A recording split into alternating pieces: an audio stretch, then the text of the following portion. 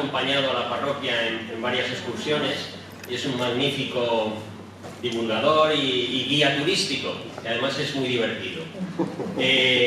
Tuvimos la suerte de viajar con él y el hombre va siempre a lo profundo, con lo cual yo creo que esta noche nos va a ayudar a ver dónde está ese eclipse, qué es lo que tenemos entre medias, porque los eclipses es un planeta o un astro que se pone entre medias, ¿no? A ver qué planeta o qué figura se nos pone delante a los padres y bueno, y que él nos ilumine esta realidad, sobre todo a los padres.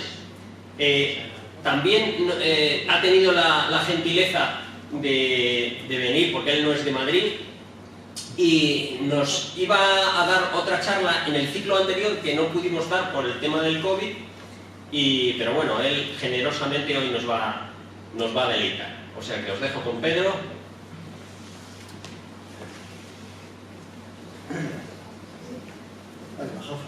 Las tienes puestas. Este es el primer chistecillo que he hecho. Has puesto el nivel un poco... Porque sea menos me basta. Bueno, mirad, vamos a hablar directamente. Tenía preparado una presentación, pero no la voy a hacer. Se me ha nublado y yo sigo las inspiraciones. Mirad, lo que vamos a ver esta noche, lo que vamos a escuchar, es una sencilla síntesis de toda la reflexión teológica, espiritual, sobre la figura de San José y sobre la figura paterna, que la Iglesia ha ido elaborando a lo largo de los siglos. Yo no tengo ninguna duda que es bajo la guía del Espíritu Santo, porque una sabiduría tan sublime, tan luminosa, difícilmente está a nuestro alcance.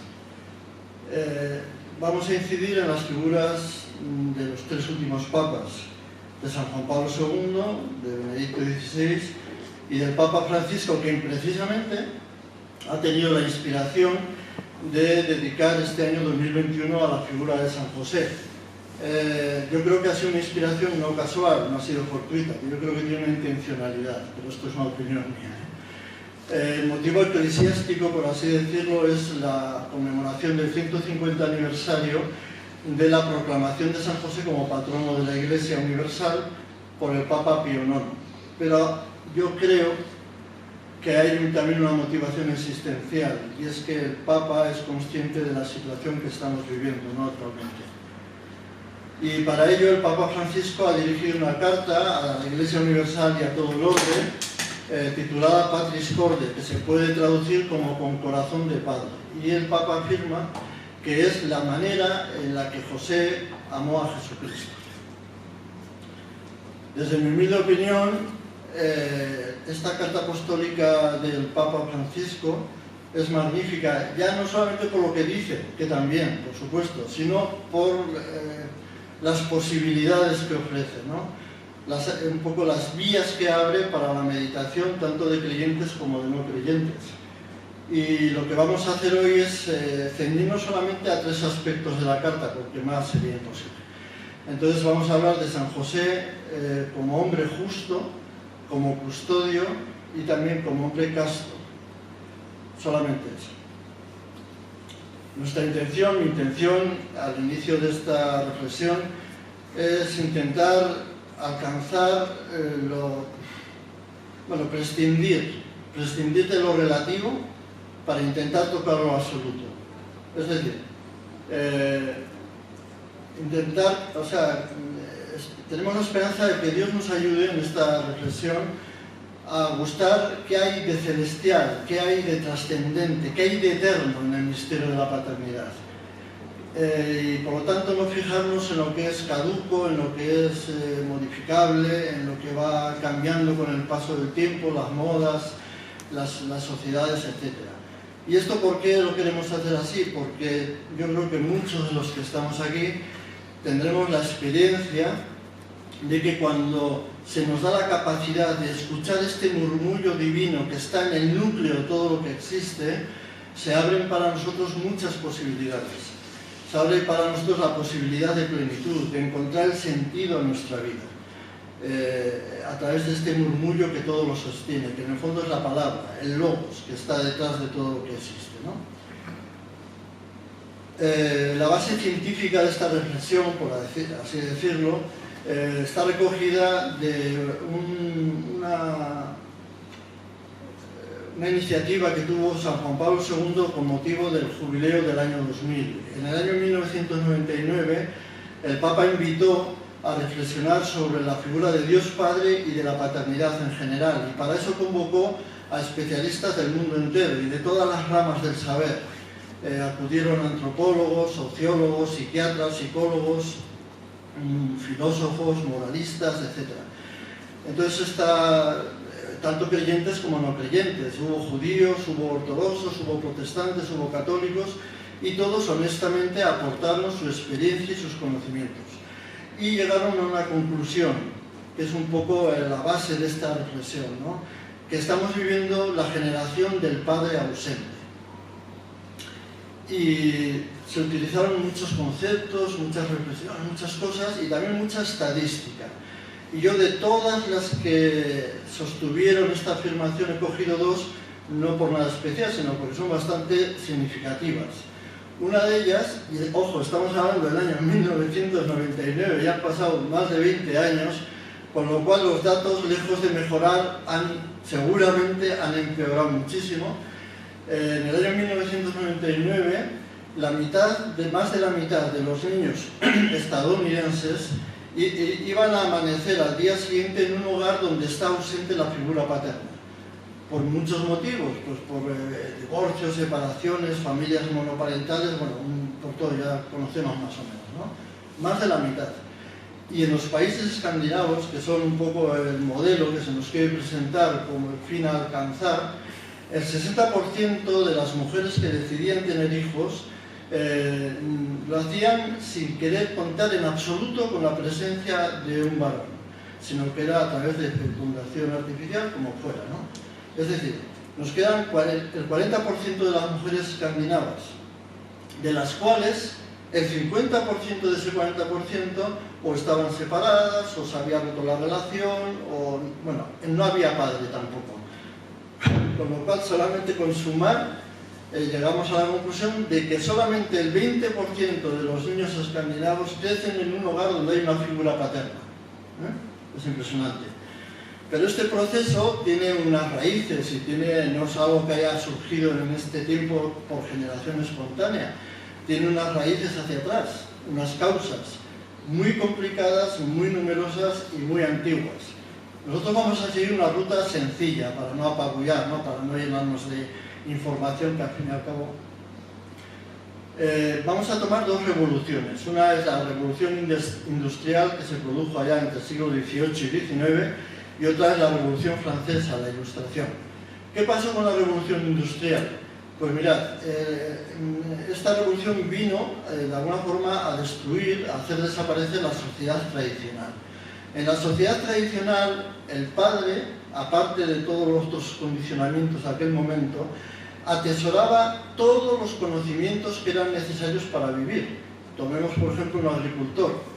Él había recibido de sus ancestros toda la sabiduría del campo, de la naturaleza, de la siembra, de la cosecha, del tiempo, de todo, y a su vez eso le permitía vivir y sostener a sus hijos, y él transmitía a la siguiente generación esos conocimientos que poquito a poco iban mejorando. ¿Qué es lo que pasa con la revolución industrial? Bueno, y esto claro, daba un prestigio y daba un relumbre a la figura paterna que sin ninguna duda ayudaba mucho en otras tareas subalternas de padre, ¿no? Pero cuando llega la revolución industrial, el proceso se invierte, desaparece la sociedad tradicional y son los hijos los que pasan a tener muchos más conocimientos, más preparación que los padres. ¿Por qué? Porque la velocidad de los avances técnicos y científicos es tan rápida que no da tiempo a adecuarse más que a los jóvenes, con lo cual la conclusión es que los padres empiezan a ser marginados como personas irrelevantes y que tienen poco que aportar pues, a la vida ordinaria, etc. Y luego está la Revolución Francesa, la Ilustración, ¿no? que la tomamos porque podemos considerar la matriz de todas las ideologías que luego a lo largo de los siglos siguientes han ido apareciendo, gestándose en todo el mundo, especialmente en Occidente, en Europa. Y bueno, pero antes de dar el siguiente paso vamos a unificar conceptos, que es importante. Cuando decimos ideología, ¿a qué nos estamos refiriendo? Pues mirad, es algo muy sencillo. La ideología es el esfuerzo intelectual que hace una persona o un conjunto de personas para enfrentarse a la realidad e intentar ver los problemas, las causas de por qué la gente sufre, qué es lo que no funciona bien en la sociedad. Se hace un diagnóstico de los problemas y luego se hace también se propone una terapia, por así decirlo, para corregir esos problemas y hacer que la sociedad funcione mejor. Entonces todo esto es a nivel intelectual, es gente muy sesuda, muy preparada, que está dándole vueltas a la cabeza y saca estas conclusiones. Pero hace falta luego alcanzar el poder para llevar toda esta ideología a la práctica, a la vida real, ¿no? Bien, entonces esto es una ideología. Para poner un ejemplo que todos tenemos en mente, pues podemos tomar el marxismo y el nazismo, por ejemplo. ¿Qué diagnóstico hacía el marxismo de los problemas de la humanidad? Pues que fundamentalmente es que hay dos clases, una que son los capitalistas y otra la clase trabajadora. Unos atesoran la mayor parte de las riquezas y otros atesoran la mayor parte de las miserias. Entonces, para que la sociedad funcione mejor y no haya tanto sufrimiento y tanta injusticia, lo que hay que hacer es acabar con los capitalistas y crear una nueva sociedad sin clases, ¿no? El nazismo, ¿qué hace? Ve la realidad y dice, mira, que hay razas superiores que son mucho más inteligentes, mucho más brillantes, mucho más sanos y mucho más guapos, y hay otras razas que son un desastre, porque son así, o sea, no saben más que tomar el sol, están todo el día tumbados. Entonces la humanidad está lastrada por todas estas razas, que sería muy bueno hacer desaparecer para crear un nuevo mundo con una raza superior, etc., ¿no? Estos son las ideologías. Ya vemos que no hace falta tener mucha cultura para entender que son muy diferentes, pero hay dos cosas que tienen en común todas las ideologías. Una es el odio a la tradición y otro es el odio a la fe. ¿Y por qué odian tanto a la tradición? Porque la tradición es ese patrimonio cultural, vital, que se va transmitiendo de padre a hijo y luego a la siguiente generación. Y entonces cuando tú quieres echar a andar una revolución, todo ese peso, esa herencia, siempre es un obstáculo, porque a la gente le cuesta entrar en la revolución cuando tiene ya unos conceptos en la cabeza, es difícil, ¿no? Entonces ellos lo que quieren sobre todo es hacer, como si dijéramos, un punto inicial nuevo, de partida para hacer todo nuevo, sin contar para nada con lo anterior. Y si se cuenta con lo anterior para algo, solamente es para vilipendiarlo y condenarlo. Y luego está el problema de la fe, porque todas estas ideologías tienen una idea de fondo, que es liberar al hombre de Dios. Es decir, hacer un hombre poderoso, un hombre emancipado de cualquier tipo de jerarquía ni de paternidad. Un hombre que mediante su razón pueda alcanzar la verdad, pueda entender la realidad sin que tenga que venir nadie ajeno a interpretarse. Se pretende unas sociedades que no sean verticales, que no estén estructuradas de arriba abajo, sino que sean horizontales. Y aparecen palabras que hoy estamos tan acostumbrados a escuchar, como paridad, reciprocidad, etc.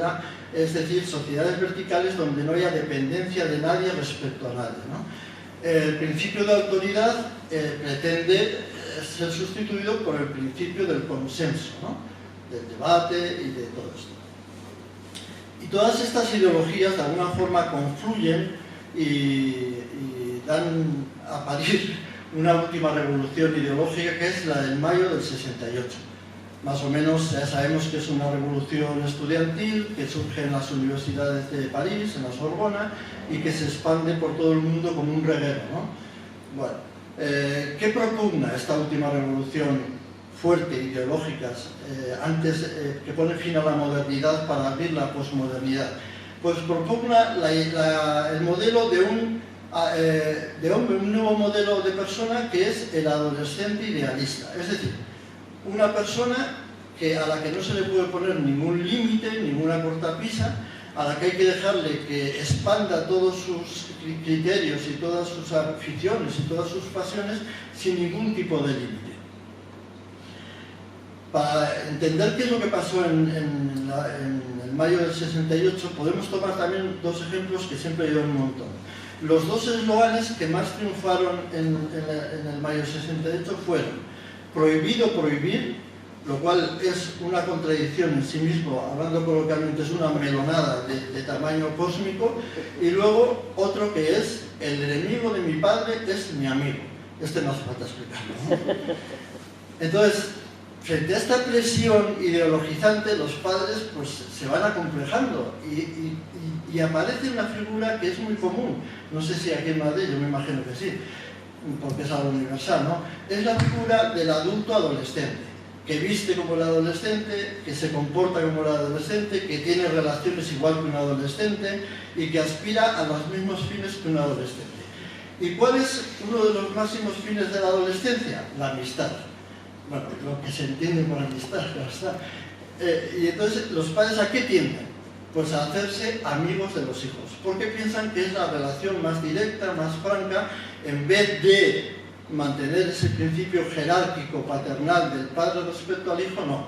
Se propone una nueva figura de padre, que es la del padre amigo, con los resultados que más o menos todos ya conocemos o podemos intuir, ¿no?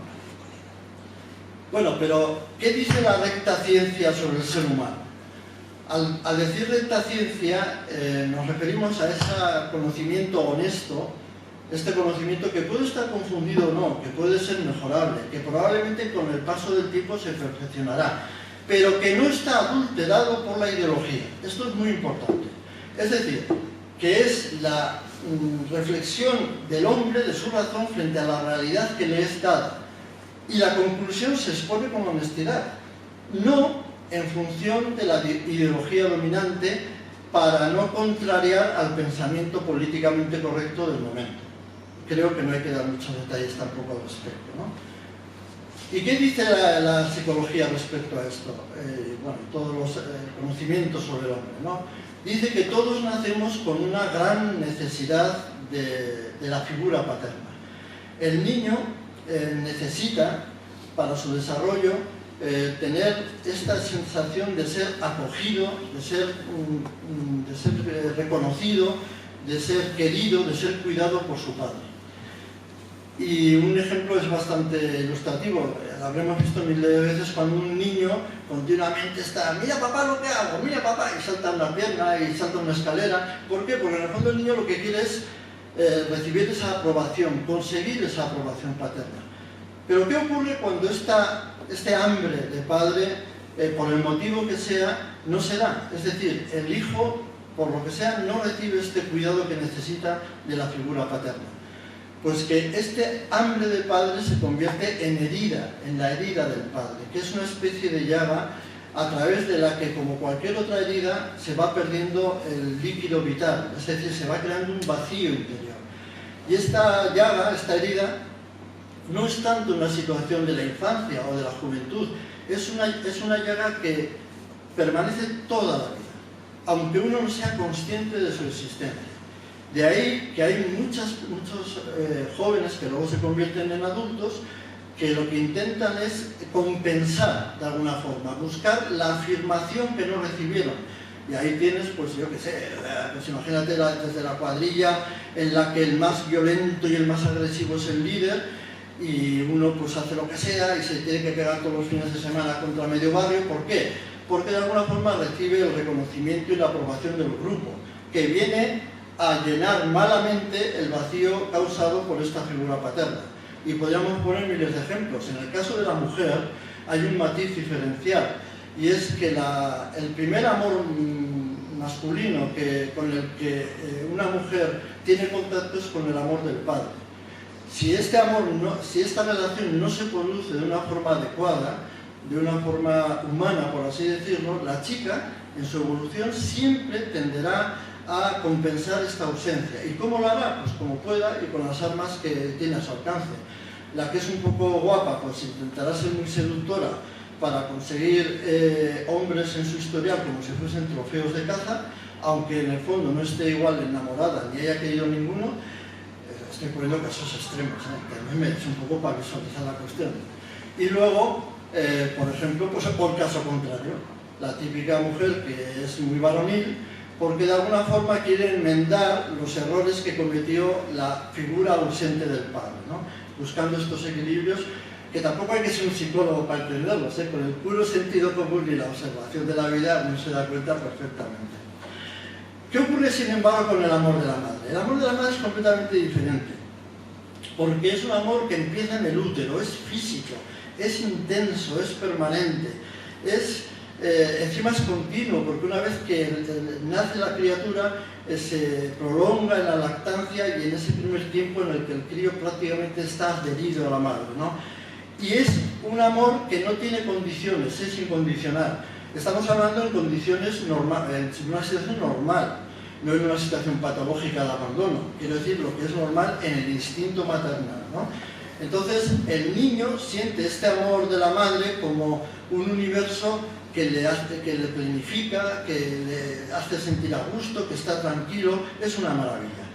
Eso para el niño tiene que ser la bomba, ¿no? Estar en el brazo de la madre, con ese calorcito y tal. Pero ¿qué ocurre? Que esta unidad tan íntima entre el hijo y la madre necesita ser de alguna forma abierta, necesita ser superada, porque si no, el niño no dejará de ser un complemento de la madre, nunca podrá alcanzar su verdadera autonomía ni su desarrollo por sí mismo.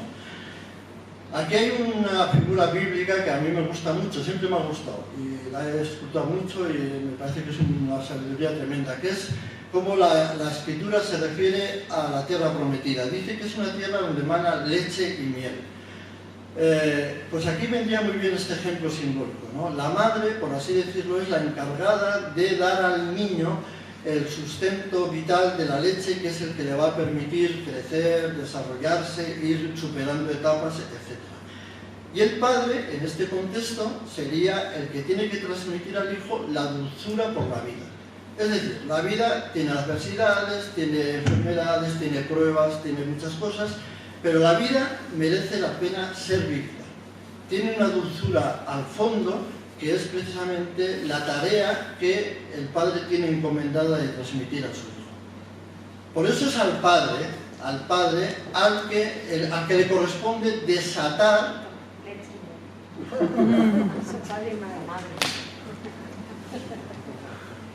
Eso es instinto maternal. Os decía que es al padre al que le corresponde desatar estos lazos que mantienen unidos al hijo y a la madre. O sea, este papel, nos pongamos como nos pongamos, no lo puede hacer la misma madre. Pero no por falta de capacidad, no, es que es imposible. O sea, forma una unidad y tiene que aparecer una tercera persona que quiebre esos lazos, que los desate, para que el niño pueda empezar a desarrollar su autonomía. Eso es muy importante. Pero todavía es mucho más importante, y aquí en el horizonte ya empieza a aparecer la figura de San José, es el papel que tiene el padre de hacer que el niño contacte con la realidad. Y esto vamos a explicarlo. O sea, el niño cuando está en el regazo materno, de alguna forma tiene una visión bastante parcial de la vida. Es muy limitada, porque la vida es mucho más. Y entonces, claro, llega un momento en el que la vida empieza a haber pequeñas frustraciones, pequeños disgustos, y entonces es el padre el llamado a introducir al hijo en la realidad, a decirle: no, hijo mío, yo te separo del regazo de tu madre para que eches a volar, para que empieces a coger el pulso a la vida. Si eso lo intenta hacer la madre por sí misma, es un desastre, porque el niño se siente rechazado, ¿entendéis, no? Sin embargo, ¿qué es lo que pasa con la figura del padre? Y esto también es muy importante. El padre aparece en un primer momento como un intruso, como un forastero, que el niño ve y dice: pero bueno, ¿esto qué es? O sea, hay más cosas en la vida, aparte de mi madre, de su voz, hay otra voz, hay otra... Y el niño siente esta presencia como algo que es diferente a él, una sensación que hasta ese momento no ha tenido, que está a distancia, y sobre todo siente una cosa: que esta figura no tiene por qué quererle sin condiciones. Aparece ya una relación diferente. No es el amor incondicional de la madre, es un amor que de alguna forma requiere ser conquistado. Y esto activa en el niño unos resortes que son imprescindibles para su madurez, para su identidad sexual, para su desarrollo como persona, para que no sea un moñas toda la vida, una persona asustada, un cohibido, ¿entendéis, no? Sino que sea una persona que pueda evolucionar. Y es que el niño se da cuenta que esta figura que aparece no tiene por qué amarle. O sea, esta persona tiene que hacer un acto de voluntad. Por supuesto que el niño no lo piensa a nivel intelectual, esto es a nivel emocional. El niño ve que se ve empujado a hacer algo para captar la atención y la aprobación de este intruso, de este forastero. Y este mecanismo es imprescindible para la maduración del niño. Precisamente por esto, y no lo perdamos de vista, el amor paterno es el que tiene la misión de validar y de afirmar profundamente al niño. Si falta este eslabón en el desarrollo de la persona, la cadena queda descolgada. Precisamente porque el amor del padre no es ni necesario ni obligatorio. Y precisamente por eso también es tan importante los límites que el padre está llamado a poner respecto a los hijos. Y aquí vamos a recurrir a la etimología, porque la etimología, que es la ciencia de la creación de las palabras, nos ayuda muchísimo.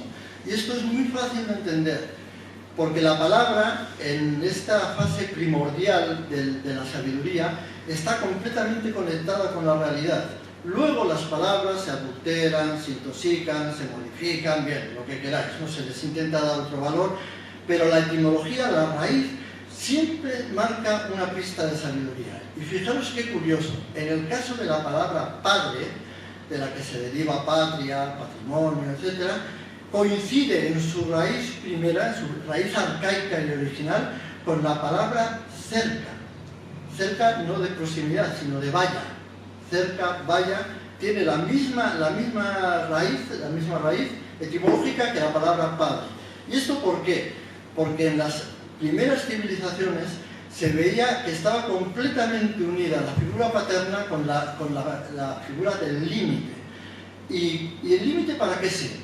O sea, tú cuando cercas un territorio, cuando es para diferenciarlo de los demás, entonces lo que está dentro de esa cerca, dentro de ese límite, inmediatamente genera una serie de derechos, de obligaciones, de relaciones con los otros límites que están alrededor.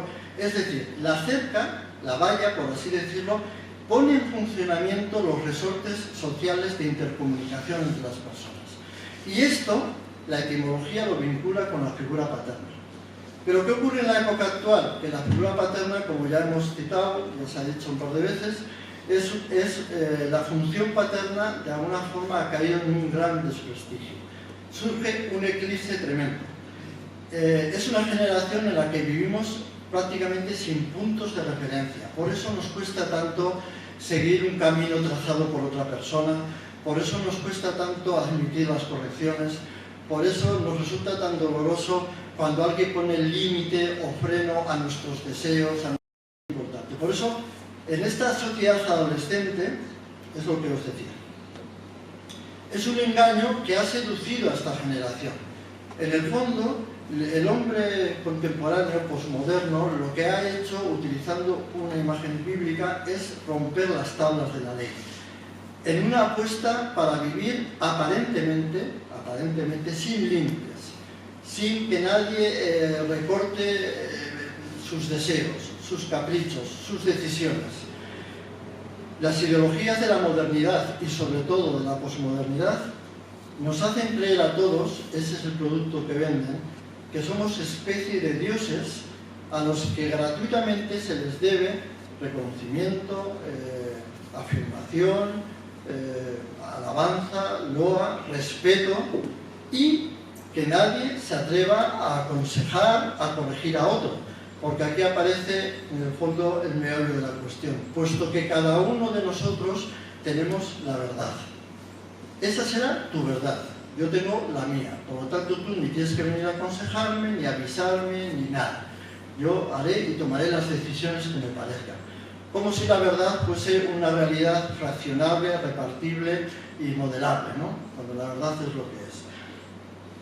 En cada uno de nosotros permanece agazapado este deseo pervertido de ser como dioses. Es lo mismo que les sucedió a Adán y Eva en el paraíso. Cuando Dios les dice, mirad, yo me doy a conocer a vosotros como un Dios creador, poderoso y bondadoso, y podéis disponer de todo el paraíso. Todos los árboles están a vuestra disposición, incluso el árbol de la vida. Lo que no podéis tocar, donde yo os voy a poner un límite, es en el árbol del bien y del mal. Pero en esta palabra divina hay un profundo amor por el ser humano, que el hombre no ha sabido entender. ¿Y por qué? Pues porque lo que Dios está diciendo al hombre es lo siguiente, mira, yo te voy a intentar mantener en la verdad. Tú te dejas seducir muy fácilmente por las fantasías, por la imaginación, por estas cosas etéreas. Tú crees que cuando quieres y deseas algo, te va a dar su conquista, te va a hacer tan pleno, tan feliz, que vas a ser como un ser superior. Y entonces, este límite que te pongo en el paraíso es precisamente para que te des cuenta que las cosas no son así. Cuando Dios avisa al hombre de que no puede comer del árbol del bien y del mal, le está diciendo algo importantísimo. Mira, tú no puedes decidir lo que es bueno y lo que es malo, porque tú eres criatura y yo soy Dios. Pero esto no es para tu aplastamiento, no es para tu opresión, es para que tú vivas en la verdad. Porque tu verdad y tu dignidad está precisamente en reconocer esta realidad, no en vivir de espaldas a ella. Porque si te haces la falsa ilusión, estoy parafraseando a Dios, ¿no?, de alguna manera, si te haces la falsa ilusión de que eres Dios, lo único que vas a conseguir es amargarte la vida a ti y amargar la vida a los que tienes alrededor, que en imagen bíblica quiere decir ser expulsado del paraíso tú junto a los demás. ¿Y todo por qué? Por querer comprender todo, conocer todo, captar todo, dominar todo y decidir sobre todo. Ese es el problema. Y sobre todo someter todo a tus criterios. Y el sentido de tu vida no está ahí, no está en que tú llegues a alcanzar esa posición, sino es justamente el contrario. Es reconocer que tú eres criatura, que tú por ser criatura no te puedes dar la vida, la plenitud, el sentido a ti mismo y que necesitas la figura de un Dios Padre. Si fuésemos sinceros en un momento, ahora, y honestos con nosotros mismos, sin ninguna duda reconoceríamos que gran parte de nuestros sufrimientos, de nuestras frustraciones, de nuestras amarguras, son que no hemos aceptado en nuestra vida los noes paternos de Dios. Hemos querido que la vida fluya conforme a nuestra idea. Hemos querido que se nos conceda lo que deseamos, que es realmente necesario para nuestra felicidad. Y cuando has tenido una limitación, un pequeño defecto, un problema familiar, un accidente, que eres un poco tonto y no llegas a los estudios, cualquier circunstancia de tu vida, en el fondo queda una amargura en el corazón, como un resentimiento, como si dijéramos una pregunta sin responder. Y sin embargo, para que nosotros podamos crecer, para que podamos madurar, son imprescindibles estos límites. Necesitamos los noes del Padre, porque de alguna forma estos noes divinos nos van a hacer entender que no somos Dios, que es el primer requisito para que encontremos el sentido de la vida. Por eso precisamente Dios entrega los 10 mandamientos, que son los 10 límites, las 10 palabras del Decálogo, la Torá, se la entrega a su pueblo justamente cuando se ha dado a conocer como un Padre liberador. Es decir, el pueblo de Israel ha probado la amargura de la esclavitud, el sufrimiento sin sentido, el absurdo de la opresión. Dios irrumpe en la historia de su pueblo como un Padre Salvador y a continuación les da las 10 palabras, los 10 mandamientos. Lo lógico es pensar que el pueblo acoja esas palabras como palabras de vida, no como una ley opresiva, coactiva, que te está haciendo perder lo mejor de la vida. Sin embargo, el pueblo de Israel, como nosotros, no hemos entendido las cosas así. Pero Israel tiene una experiencia, que es la que yo creo que todos llevamos en el corazón, y tal vez esta reflexión sobre San José nos ayude a descubrirla. Mirad, el Dios de Israel va a revelar una cosa a su pueblo. una cosa imprescindible para entender la vida, y va a desenmascarar a los ídolos. ¿Y esto qué quiere decir? Pues que mirad, vamos a poner un ejemplo para entendernos. Podemos poner el ídolo del dinero, el ídolo de la fama, el ídolo del afecto. Ya lo tenía preparado. Vamos a coger el del afecto porque es una cosa en la que todos nos vemos muy reflejados. A todos nos gusta que nos quieran mucho, que nos reconozcan, que nos aplaudan, que tal. Y entonces vemos, por una pura ley humana muy de sentido común, que cuando tú a alguien le das lo que espera recibir, esa persona te devuelve habitualmente pues, con cariño, con reconocimiento. Y hemos dicho, pues esto es jauja. O sea, a mí, que alguna vez he probado la soledad y no me gusta, alguna vez que me han marginado y no me gusta nada, voy a poner toda la carne en el asador, todas mis capacidades para ser muy querido por la gente. Y de esta forma, cuando haya levantado este ídolo, cuando tenga el amor de la gente garantizado porque soy el más guay del universo universal, entonces ya estaré a salvo de esta muerte psicológica, de esta muerte ontológica del ser, que es la soledad, que es el desprecio, ¿no? Pero las cosas no son así. Los ídolos no salvan de la muerte del ser. Es imposible, porque son fantasmagóricos, no existen. Por eso Dios va a decir una cosa a su pueblo. Le va a decir, mira, yo no te voy a salvar de la muerte. Y de hecho ya ves que has estado en la esclavitud. Yo te voy a salvar en la muerte. Yo voy a ser el Dios que irrumpa en ese momento en el que tú, como criatura, estás sometida a un estrés, a una frustración, para hacerte ver cómo mi salvación es la que realmente te va a dar la dignidad. Y esto es muy importante. Porque pasamos a la figura de San José. Esto era la introducción. No os preocupéis que el resto no es más largo que eso. Yo os voy a prevenir de un moralismo farisaico en el que todos podemos caer. Estad atentos, porque entonces perderíamos, no porque lo diga yo, entendedme, sino porque esto es sabiduría de la Iglesia. Esto es sabiduría de quilates, que no es tener conocimientos intelectuales, que va mucho más, que va al corazón. ¿Y qué es este fariseísmo moralista? Es decir, mira, yo miro la vida de San José y es que era un pasmado, o sea, era un pasmado. O sea, pero un hombre que parece que no tenía sangre. O sea, le dicen que su mujer está embarazada, no dice ni pío. La repudia en secreto en vez de, claro, porque ahora como la Virgen es la Virgen y tal, pero tú imagínate en la sociedad del siglo I, bueno, de hace 2000 años en Palestina, lo que era aquella sociedad y lo que era que un matrimonio, la mujer apareciese embarazada sin haber tenido parte del esposo, ¿no? Entonces, ¿pero qué le pasa a este San José? No tiene capacidad de reacción, no tiene, no sé, no tiene rasma, no habla, no dice nada. Si tú me conocieras a mí, puedes decir, yo es que esa misión no la puedo hacer, porque yo no puedo dejar de protestar, de quejarme, de hacer justicia, de cantarle las 40 al lucero del alba. Yo soy así, y yo no voy a poder cambiar. Pues mirad, la figura de San José no viene como otra nueva ley, sino que viene como un ofrecimiento que Dios nos va a hacer a cada uno de nosotros. Y vais a ver por qué. El mismo nombre de José, el mismo nombre, es importante para comprender su misión. Porque en Israel, en la tradición judía, de la que somos nosotros herederos en gran parte, todos los nombres tenían de alguna forma alguna relación con Dios, en el mismo nombre.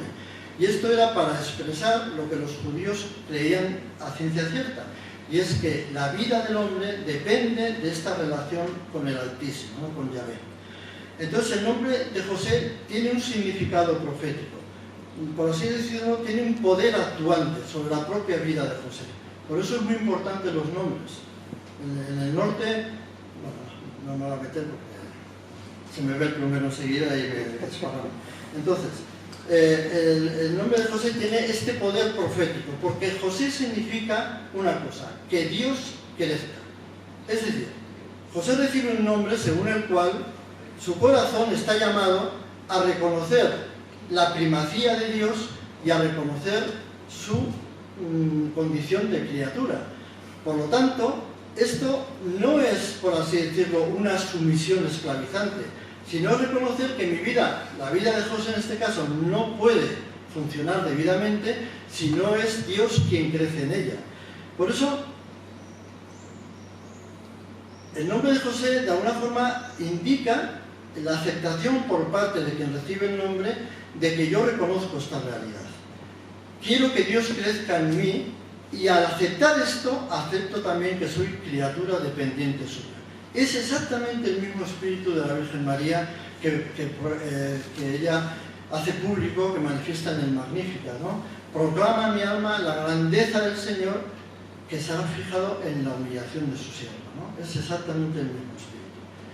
Y el Papa Francisco entrelaza en la carta apostólica esta idea con la siguiente, que es muy importante. Dice, recordemos cómo en la tradición de la Iglesia siempre se ha defendido la unidad que hay entre la figura de José patriarca y de José el esposo de la Virgen. Y fijaros bien, vamos a fijarnos qué le pasa a José el patriarca.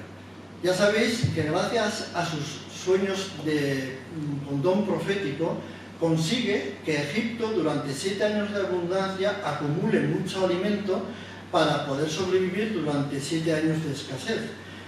Y entonces esto no solamente ayuda a Egipto, sino que ayuda también a todas las naciones de alrededor. Cuando estas naciones iban al faraón y le decían, oye, tal, nos vas a ayudar, nos puedes dar de comer, el faraón respondía, dice la escritura, ide a José, el inicio de la frase, que quiere decir, id a José, el patriarca, y haced lo que él os diga. Pero hay que fijarse, ¿y qué es lo que dice José a estas naciones que van necesitadas de alimento porque tienen miedo de morir de hambre? ¿Qué es lo que les dice? ¿Cuál es la verdad profunda en el corazón de José? ¿Cuál es la palabra que define la vida de José? Recordemos brevemente su historia. José es el predilecto de su padre Jacob. Esta predilección, que tiene un sentido extraordinario, los hermanos de José no la aceptan y generan su odio, su envidia, el deseo de destruirlo. Y de hecho planifican su muerte, aunque al final, después de arduas negociaciones, deciden no matarlo y venderlo como esclavo a unos mercaderes, ¿no? Después de muchas vicisitudes, problemas, pruebas, etc., José llega al culmen del poder, se convierte en la mano derecha del faraón, es decir, el segundo hombre más poderoso de la tierra. Y fijaros qué momentazo, ¿eh? Qué momentazo. O sea, los hermanos le han vendido, le han hecho salir de la casa paterna, lo han tirado a la calle, lo han odiado, ha tenido que prescindir José del amor paterno, de su tierra natal, o sea, le han destrozado la vida. Y ahora tiene todo el poder, porque él los ha reconocido a ellos y ellos no le han reconocido a él, de hacer justicia. Fijaros bien qué momento, ¿eh? Esto es para vivirlo, ¿eh? Imagínate que alguien te haya hecho una faena, pasa el tiempo y de repente la vida te ofrece la ocasión de saciar todo eso que llevas dentro, ¿no? Y fijaros lo que dice José. Fijaros qué palabra, ¿eh? La voy a leer textualmente de la escritura. Ahora bien, una vez que José se ha identificado ante sus hermanos y los otros están temblando, están aterrorizados, diciendo, madre mía, la que nos va a caer aquí. Dice, ahora bien, no os pese mal ni lamentéis el haberme vendido, pues para salvar vidas me envió Dios delante de vosotros, para que podáis sobrevivir en la tierra, y para salvaros la vida mediante una feliz liberación. Esto es lo que dice José. A esto se refiere sin quererlo el faraón. Haced lo que os diga José. ¿Y qué hace José, el patriarca José? Lo que hace es discernir en la historia. No se ha adueñado de la historia, no la ha hecho suya, no se ha hecho señor de su historia, no ejerce su justicia. Él trasciende la historia a Dios, la pasa a Dios. Y si Dios ha permitido esto, vamos a esperar a ver cómo se desarrolla el acontecimiento, a ver en qué acaba todo esto, a ver cómo Dios da sentido a todo este caos y a todo este odio. Esta es la palabra de José. Es precisamente este discernimiento lo que va a hacer posible que la familia de José se reconstruya, que puedan restablecer los vínculos que el odio, la envidia y los celos destrozaron. Y tanto los hijos como José y Jacob se vuelven a reencontrar exclusivamente por este don de fe de José, del patriarca José. Tenedlo esto de fondo, porque ahora pasamos a José, a San José, el esposo de la Virgen. Mateo nos dice, que esto es importante entender esto, para saber el marrón que le cae al pobre José. Dice, el Evangelio de Mateo nos dice que María era prometida de José. Según la legislación vigente en el pueblo de Israel en aquel momento, este compromiso establecía ya un vínculo jurídico entre las dos partes, entre el esposo y la esposa. Es decir, María y José podían ser llamados con todo el derecho esposos y esposas, marido y mujer, aunque aún no se producía la acogida de la esposa en casa del marido. Pues la esposa seguía viviendo en el hogar paterno. Bien. Transcurrido un año de este noviazgo tan especial que ya es prácticamente sacramental, se producía la celebración del matrimonio y la esposa era acogida en casa del esposo y ya se consumaba, ¿no?, el matrimonio. Bien, pues es en este año precisamente, en este paréntesis, cuando José se entera que María está embarazada. Fijaros bien, ¿qué momento? Y José no tiene ni idea todavía de dónde viene este embarazo, de dónde viene esta criatura. A ver, por pura lógica, no seamos cenutrios, hay que darse cuenta, hay que seguir un discurso lógico. José tiene una certeza, y es que María ha traicionado el vínculo y ha estado con otro hombre, porque no tiene otra explicación esto. Y según la ley levítica, no es que era una opción que José pudiera elegir o no. Y dice, no, mira, lo olvido, yo como tengo mucha pachorra, ya te buscabas la vida, yo ya me buscaré otra novia. No, es que estaba obligado a denunciarla. Lo único que establecía la ley eran dos posibilidades. Una que era el repudio público, llevarla ante el tribunal, ante el Sanedrín, para que fuera públicamente juzgada, condenada y sancionada, o lo podía hacer de forma privada, mediante una carta de repudio que solamente iba a leer la Virgen. Y José, en este combate terrible, en este desgarramiento interior, escoge la segunda forma. Dice la Escritura que para no denunciarla, es decir, para no hacerle daño a María. Y el Evangelio afirma que José toma esa decisión, y estad muy atentos, no porque fuese manso, no porque no tuviera sangre, no porque era un manso, no, manso en el sentido de toro, quiero decir, no de manso bíblico, sino porque era un hombre justo, dice la Escritura. Tomó esa decisión porque era un hombre justo. Y que el hecho de que la Escritura defina a José como un hombre justo no se refiere a un acto, a un hecho que hizo en un momento determinado, sino se refiere a una forma de ser, a una identidad, que era la que correspondía a José. ¿Y qué dice la exégesis sobre el hombre justo en la Escritura? Los exégetas dicen que hay dos textos fundamentales, el Salmo 1 y el capítulo 17 de Jeremías.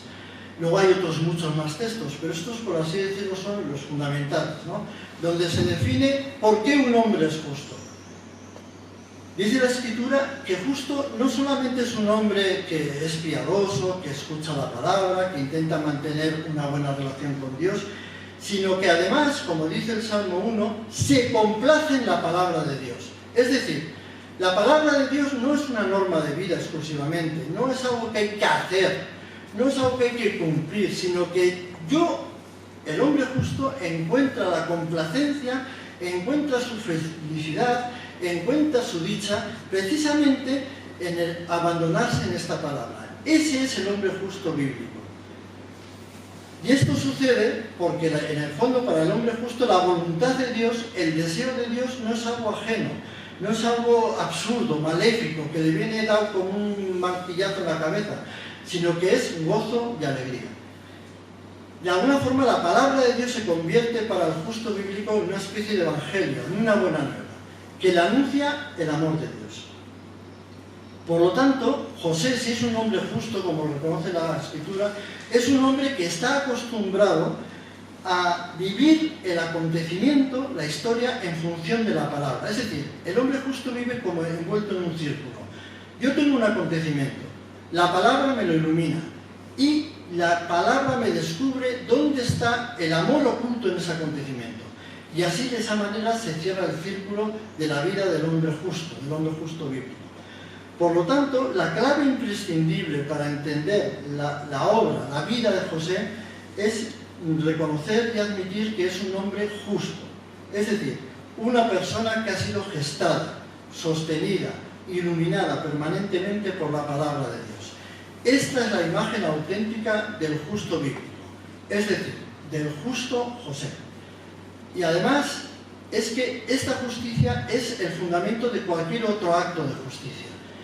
La justicia verdadera, la justicia con mayúsculas, la justicia que da sentido a todo lo demás, es la justicia de reconocer que yo soy criatura y que Dios es Dios. Y a partir de esta verdad podré ejercitar la justicia con los que son iguales que yo, con la historia, con la vida, con los acontecimientos. La lectura aparente, superficial, sin entrar en el núcleo del acontecimiento que acaba de descubrir José, es bien clara. O sea, María, ya hemos dicho, ha traicionado el amor que había entre ellos, su plan de vida, el plan de vida de José queda hecho añicos, y bueno, es fácil suponer qué sentiría José. O sea, en una sociedad tan arcaica como era la judía de hace 2000 años, eso suponía convertirte en el hazmerreír de todos los conocidos, de todos los familiares. Era, de alguna forma, casi verte obligado a abandonar tu tierra natal, porque a partir de ese momento, perdonadme un poco esto, eres el cornudo del pueblo, ¿no? O sea, es que es así, las cosas son así de reales, ¿no? En medio de este combate terrible, de este desgarramiento, de esta humillación, José está aturdido, o sea, está confuso, e intenta apañar una respuesta. El pobre hombre, pues claro, es un hombre fiel, es un hombre unido a la palabra, y él intenta descubrir por dónde va Dios, ¿no? Y dice en la Escritura que decide repudiar en secreto a María porque lo tenía planeado. Es decir, esta acción de José viene no de una inspiración divina, viene de un plan que él, pobrecillo, está intentando buscar una solución, como hacemos todos, ¿no? Frente a los problemas gordos de la vida. Bien, tenemos mucha fe, pero al final nos movemos un poco para ver las posibilidades e intentar elegir las opciones, ¿no? Sin duda tiene todo el derecho de exigir venganza ante la ley, ¿no? por la traición de María. Pero sin embargo, José sigue buscando la forma de no hacerle daño. Es decir, es un corazón con tendencia a la comprensión, o sea, tiene esa inclinación, que es la propia de quien está gestado en la palabra. El justo José busca el camino que le muestre lo que él ha amado siempre, la unidad entre la historia, entre la palabra que se le ha revelado y el amor de Dios. Esta es la clave del misterio. Así piensa esta mente que en ese momento es cierto que está modelada por la palabra de Dios, pero es cierto también que está atemorizado, incluso igual aterrorizado, ¿no? Por eso la primera palabra que Dios le dirige a través del ángel a José es: no temas, no tengas miedo. José ya ha sido preparado interiormente para recibir un mensaje nuevo, completamente inesperado, inexplicable, que es un secreto escondido desde la noche de los siglos. Ahora está preparado para oír que la obra, el embarazo de su esposa, la criatura que lleva en el seno, es obra del Espíritu Santo. Antes hemos dicho, los evangelios no citan ninguna palabra de José. Sin embargo, el Papa hace una observación muy poderosa. Él dice que a pesar del silencio de José, este silencio contiene uno de los testimonios más importantes e impresionantes en la revelación respecto a cada uno de nosotros. José de alguna forma ha dado tiempo a Dios, es decir, le ha dado espacio. Y de esta forma, por esta actitud de José, de quedarse como anonadado frente a la historia, esperando que Dios descubra su plan, no intentando él tomar decisiones alocadas, frutos del rencor, frutos de los celos, no. Da espacio a Dios, da tiempo a Dios y se produce la revelación. Fijaros qué maravilla. O sea, la revelación no es abortada, no es truncada, sigue su ritmo. El ser justo le impulsa a no rechazar a la Virgen, a acogerla. Y fijaros, acogiendo a su esposa, acoge al mismo Dios, que está en germen ya, está vivo en el seno de su esposa. De esta forma, en esta acogida, José mete al mismo Dios en su historia. No lo deja fuera, sino que lo acoge. Por eso precisamente dice el Papa Francisco, por eso José tiene esta misión de custodia, por eso se le reconoce como custodio de Jesucristo. Y para poder comprender, dice el Papa, y esto es muy importante también, para poder comprender el sentido verdadero de lo que es la custodia, El Papa ofrece una vía sorprendente y luminosa. A mí me dejó un poco así a lo primero, pero luego me di cuenta que tenía muchísima razón. Dice, esto que afirma el Papa no solamente tiene que ver con José, tiene que ver con cada uno de nosotros. Y es que para convertirte en custodio de la historia, de la vida, de lo que recibes, primero te tienes que reconciliar con tu historia. No se puede dar el don de la custodia, de la acogida, si previamente no nos hemos reconciliado con nuestra vida. Porque la figura de José es precisamente la que nos muestra cuál es el camino a la reconciliación, cuál es el camino espiritual que hay que recorrer. Es decir, consiste en acoger, consiste en una acogida que va a permitir la manifestación de lo oculto, de lo que está, por así decirlo, tapado, de lo que está encubierto. Que más que menos tendremos que reconocer todos que pues tenemos muchas cosas en la vida, pues que acontecimientos que no entendemos, que no hemos entendido, por qué mi madre se murió tan joven, por qué mi padre se fue de casa, por qué yo qué sé, ¿no? Mil cosas que tenemos ahí en el baúl de los recuerdos, en el relato histórico se dice ahora, que no terminamos de entender, ¿no?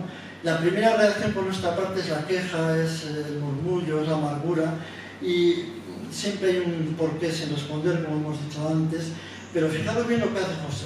José abre el corazón a lo que acontece y eso le permite reconciliarse con la historia, que en ese momento precisamente se está mostrando amenazante, se está mostrando absurda, se está mostrando hiriente.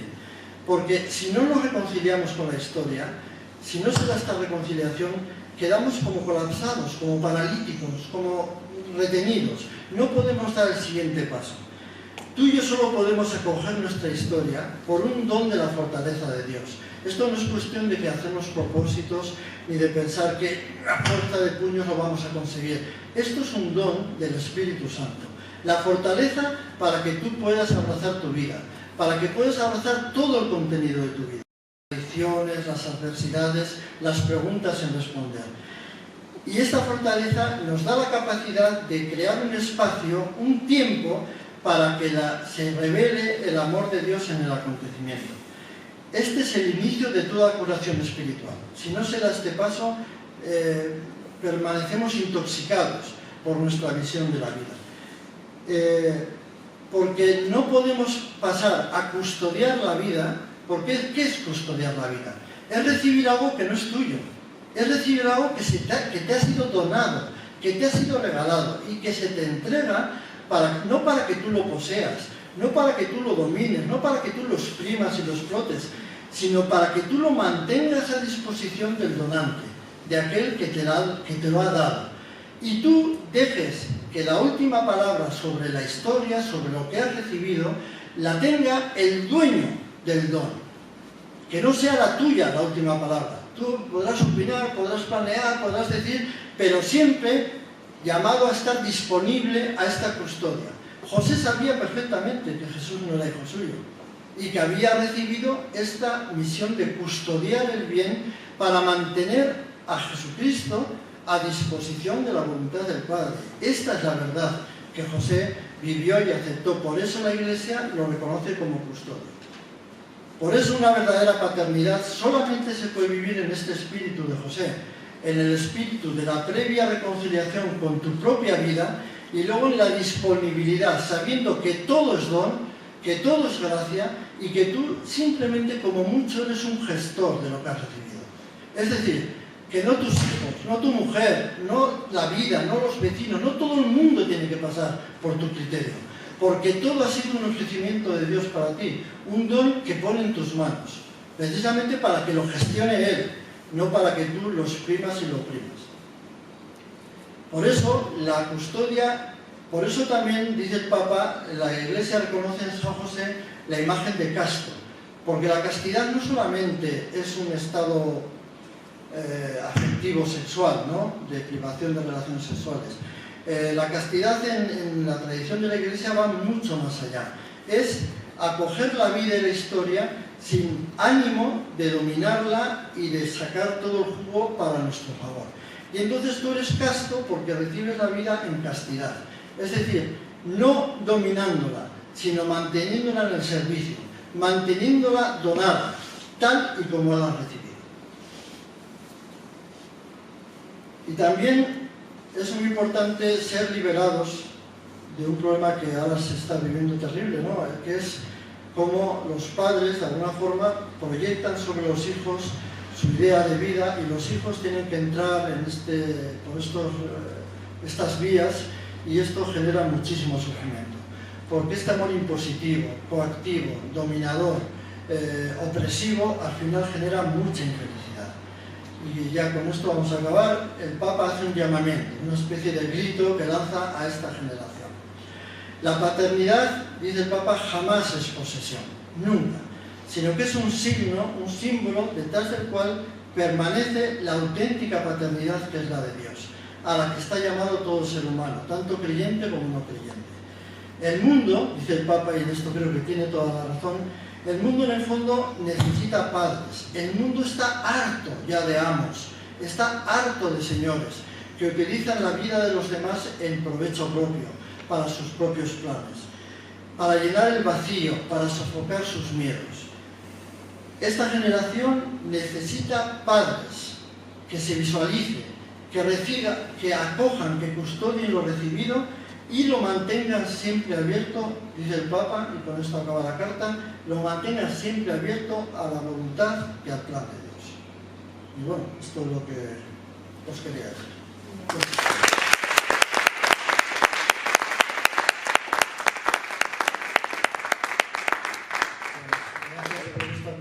Y si Dios quiere y el Padre Oscar lo dispone, ya nos veremos nosotros. Normalmente hacemos un turno de preguntas, por si quiere alguien Ahora poner en un aprieto. puedo hacer un gracioso y contar chistes para la introducción. Parece que no hay preguntas. Tú no puedes, ¿eh? Yo no puedo pasar. ¿Cómo ves tú respecto de lo que has comentado al principio, de la situación, por ejemplo, de Estados Unidos, de la maternidad y paternidad, la crisis de la paternidad, sobre todo en los países nórdicos, entre un tipo de mujeres y otro tipo de mujeres, al final se reduce prácticamente a un 20%, decías, aquellas familias en las que los hijos pueden tener algún tipo de relación con padres. En una sociedad tan tremendamente despaternizada, donde no existen referencias humanas de qué cosa es un padre. Niños saben lo que es un padre porque lo buscan en el diccionario. ¿Cómo se puede anunciar el Evangelio diciendo que Dios es padre si no tienen esa referencia humana? Según tu opinión. Sí, yo te voy a poner un ejemplo. Esto es muy particular mío, o sea, es algo que yo llevo. Te voy a poner el ejemplo del pudor. El pudor es un don que Dios ha dado a la humanidad para defender el bien de la sexualidad, ¿no? Bien. Entonces el pudor, ¿qué es lo que hace? Te da un recato, te ayuda a proteger tu intimidad, precisamente para que el afán del deseo de esto, de tal, de la realización sexual no enturbie algo que es una auténtica bendición para la persona. Fijémonos en el esfuerzo de los medios, del cine, de la televisión, de la cultura dominante, de que la gente pierda el sentido del pudor. Yo conozco a familias, en Navarra no voy a decir que sea habitual, pero yo he conocido de familias que ya sabéis que se vayan con los niños desnudos, que van desnudos, que tal, intentando definir con esa postura que esto del pudor es algo poscultural, que ha sido creado por el hombre, etc. Y sin embargo hay una llamada profunda, hay un sello, que aunque un niño haya nacido en esa cultura de liberación sexual, de desinhibición y tal, hay una llamada a lo profundo a defender su sexualidad. Yo esto lo extrapolaría exactamente a la figura paterna y si me apuras incluso materna. Es decir, el niño, fíjate si es curioso que, por ejemplo, un padre ausente por fallecimiento, imagínate que ha tenido un accidente y ha muerto, dicen los psicólogos, que la ausencia jamás tiene los mismos efectos que en un padre ausente por propia voluntad.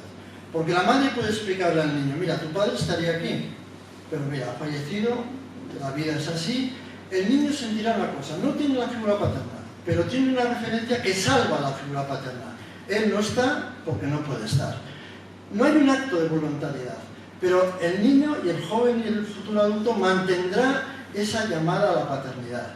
En esto, la antropología, yo a veces he hablado con antropólogos y en esto hemos discutido, porque la ciencia de la antropología viene a afirmar que la religión es una proyección de lo que pasa entre nosotros que se proyecta en el más allá, ¿no?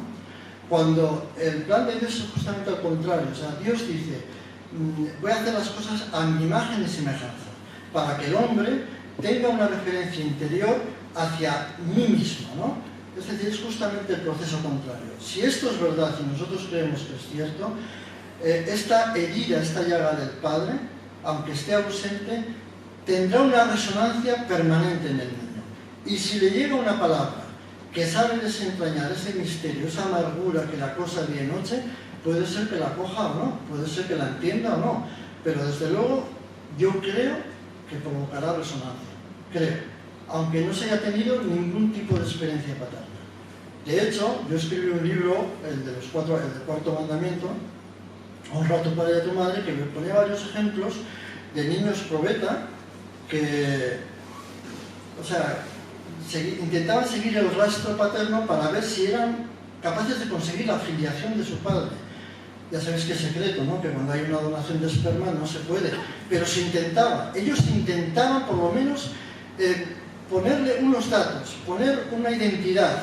O sea, es una llamada permanente. Por eso yo creo que no ha de ser problema para la evangelización, al contrario, yo creo que mucha gente se sentirá, pero bueno, eso vosotros mejor sabéis que yo. Yo estoy hablando desde... Al principio hablabas de que detrás de las ideologías Sí.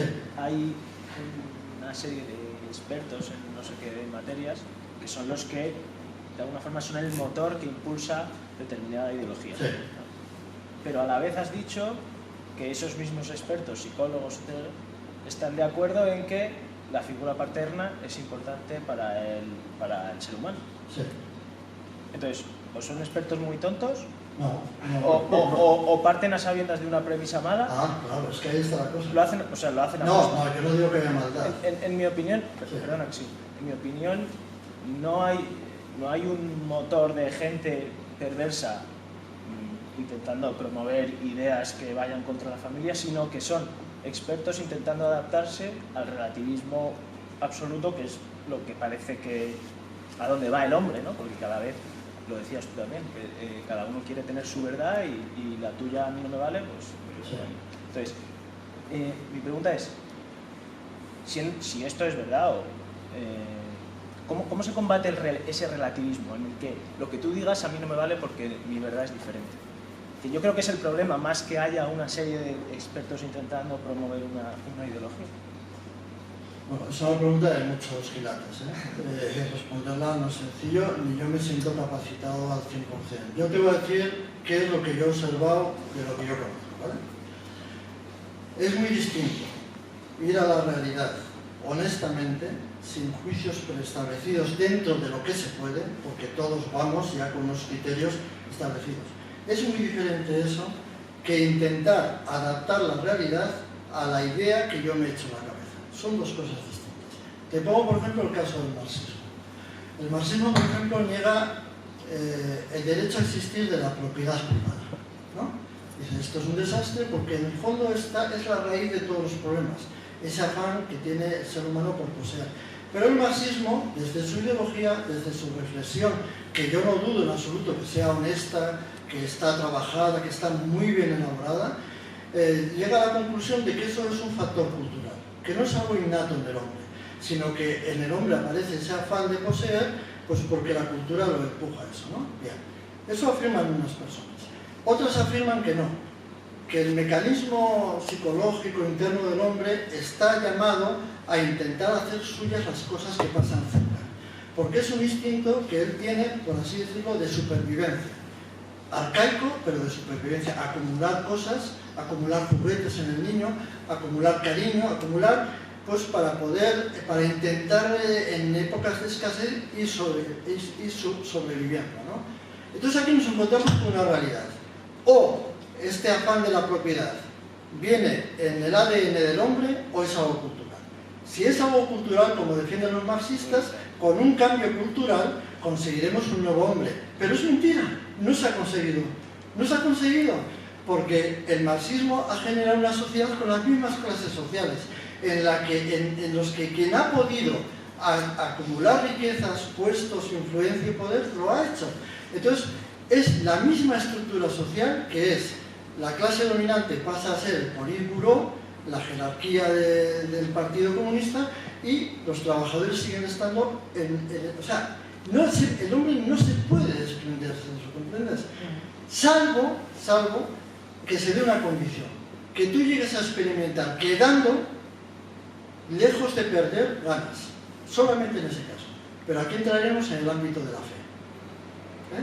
Si nos movemos en el ámbito racional, es lo mismo que te he dicho con el pudor, lo mismo, exactamente igual. O sea, hay una tendencia natural en el hombre a ciertas cosas. Para los creyentes es la llamada a la imagen de Dios. Para un intelectual racionalista serán otros factores. Esa es la diferencia. Yo citaba a unos especialistas a los que parece que les he dado prestigio y acierto al decir que habían llegado a unas conclusiones, porque parece que son afines a las que yo tengo, y por lo tanto a esos los cojo y los respeto. Y a los otros, a los que han creado ideologías que según mi opinión han sido dañinas y destructivas, esos en cambio son especialistas de segunda. Pero la diferencia no está ahí. La diferencia es en que ya la realidad la adapto a lo que he pensado en mi cabeza, o yo me adapto con mi inteligencia a la realidad que me ha sido dada. Esa es la cuestión. Sí, o sea, pero mi punto es que es muy difícil combatirlo porque por el relativismo, porque tú estás hablando con alguien que piensa como el mundo ahora y nunca te va a aceptar lo que tú dices porque te dice lo que tú decías, eso será tu verdad. Sí, entonces, la única forma que yo veo de defender el modelo de sociedad, porque esto al final va de modelos de sociedades, ¿no? El modelo de sociedad, nosotros lo que tenemos que hacer es preservar el nuestro, que ya vendrán a la fuente, si realmente nosotros estamos en lo cierto, sí, ya volverán. De eso se trata. Pero no de un enfrentamiento, porque es absurdo. No. O sea, yo alguna vez en el trabajo, discutiendo, es que estarse contra un... ¿Cómo te llamas? Juan. Mira, Juan, el enfrentamiento en absoluto es cuestión de testimonio. Mira, no hay pareja, no sé si sea tu experiencia o no hay pareja que empiece una relación amorosa sincera, porque ha habido un flechazo, porque ha habido un enamoramiento, que no tenga afán de eternidad, que no quiera que se prolongue. Precisamente porque el hecho de prolongarse da autenticidad a ese sentimiento. Y el hecho de la caducidad te hace presente que puede ser un sentimiento impostado, falso, ¿no? Entonces el afán es ese. Otra cosa es luego la realidad. La realidad aparecen las disensiones, los enfrentamientos. ¿Cómo tú vas a demostrarle al mundo, a la gente, a la sociedad de este tiempo, que realmente el amor entre un hombre y una mujer vivido en una dimensión es real? No está sometido a ese desgaste que lo lleva a una muerte asegurada. No tienes otra forma más que viviendo. Viviendo. Ahora bien, Juan, si a ti alguien viene y te intenta debatir racionalmente y te dice, no, mira, tú estás aguantando, llevas 25 años casado, has aguantado ciertas cosas que yo no sé, porque tú eres esto, eres lo otro, o eres muy tradicional, o tienes miedo a una nueva relación, ahí puede haber un enfrentamiento, un intercambio dialéctico. Tú le puedes decir, no, estás muy confundido. Eso no puedes decir que es tu verdad, porque tú estás hablando de algo que es un testimonio mío. Yo te puedo decir que esto es verdad porque yo lo estoy viviendo como verdad. Porque si nos metemos en discusiones... Ahora, una cosa es cierta, Juan. La gente, tras muchas frustraciones de pareja, afectivas, por ejemplo, llega un momento en el que tienen un desengaño y una amargura frente a la vida que les impide levantar la cabeza. Y ya restringen sus vínculos con los restos de los seres humanos a satisfacer como mucho la necesidad sexual. Pero sin embargo hay una llamada en lo profundo del corazón de todas las personas que aunque haya pasado eso, las cosas no deberían ser así. No deberían ser así, porque tienes una llamada permanente a la eternidad, a lo estable, a lo firme, a lo fundamentado. Y esa es la amargura, porque si el estado del hombre fuese precisamente vivir en ese desengaño, cuando el hombre llegase a esa meta se sentiría satisfecho, y sin embargo no hay satisfacción. Hay rencor, resentimiento, amargura y sensación de fracaso. Yo es lo que veo, por lo menos, vamos, es lo que veo. Yo quería preguntarte, ¿qué relación ves? Es un poco difícil, vamos, conflictiva la pregunta, entre la homosexualidad y la falta de figura paterna. La falta o la distorsión de la figura paterna. Yo tengo las ideas muy claras, siempre dejando margen a que puedo estar confundido, a que bebo de unas fuentes que son diferentes de otras fuentes que beben otros, que es lo que decía Juan, ¿no? A mí me parece que la relación es absoluta, totalmente absoluta. Eso no quiere decir que haya personas con tendencia a la homosexualidad. A ver, yo por ejemplo, aprovecho que no está mi mujer, yo soy polígamo de naturaleza. O sea, mi naturaleza es la poligamia, ¿entiendes? No, es verdad. O sea, he sido tremendamente fiel a mi mujer, porque lo he vivido en mi matrimonio en la iglesia, pero mi tendencia natural es haberme ido muchas veces de casa con mujeres, pues que sí, pues que he notado yo que sí, ya haber habido cosas y es mi tendencia natural. ¿Eso quiere decir? Que soy un depravado, un enfermo sexual. Yo no sé lo que es. Lo que sí sé es una cosa, que a pesar de esa tendencia natural a la poligamia, a más de una relación, a ir picoteando de flor en flor, el Señor me ha mantenido firme en la fidelidad y estoy muy agradecido. Esto me dirás, ¿qué tiene que ver con la homosexualidad? Pues el que quiera leer, para no herir sensibilidades, yo creo que la traslación puede ser perfectamente extrapolable, ¿no?